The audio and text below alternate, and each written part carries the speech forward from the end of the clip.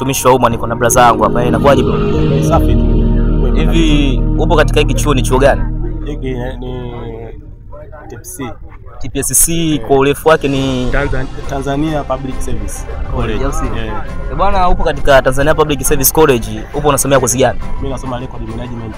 Nikizungumzia hapo kwenye record management ni kitu gani kwa sisi ambao tufahamu? Record management hii inahusiana kwamba wasala wote wanatunza nyaraka na tunamtunza kumbukumbu kwa ujumla.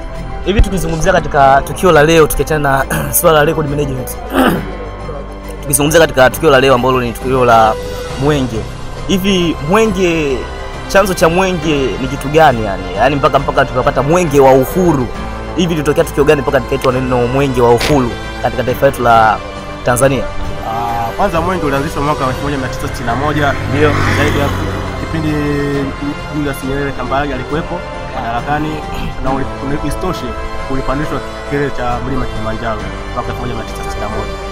Baada ya mwaka 1961 Mwenge kupata uhuru zidi ya wakoloni. Hivi Tanzania hivi ilipata uhuru kwa njia gani? Kwa njia ya amani. Kwa njia ya amani, sio kwa njia ya vita? Kuna njia ya vita. Ndio maana katika bendera yetu sisi hakuna rangi nyekundu pale. Mbona kama vita bro? Hamna vita. Kwa njia ya amani, peaceful means. Kwa hiyo kwa njia ya amani. Kwa hiyo ndio maana kwenye bendera yetu pale tunaona hamna alama ya damu wala alama ya rangi nyekundu, si ndivyo? Ndio. Hivi tukizungumzia katika maana ya kipindi hiko ilikuwa inaitwa Tanganyika, si ndio maana yake mwaka 1961. Ndio. Hivi tukizungumzia mwaka 1964 kilitokea tukio gani mpaka ikabadilishwa jina ikawa inaitwa Tanzania? 1964 ilikuwa kati ya muungano katika Tanganyika na Zanzibar, visiwani Zanzibar.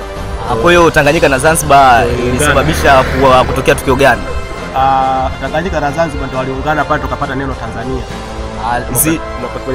Kwa hiyo waliungana. Je, unaweza kuniambia japokuwa umuhimu au mambo muhimu mawili ya muungano kati ya taifa moja na taifa lingine? Kuna umuhimu wote kati ya Tanganyika na Zanzibar kuungana? Umuhimu upo kabisa. Maana katika muungano, katika sisi hapa mfano sisi Tanganyika tulikuwa tumeungana na Zanzibar. Muungano upo, kwanza unatupa population, muungano ya umoja na umoja pia. Hapo kwanza muda mwingine natupa maslahi.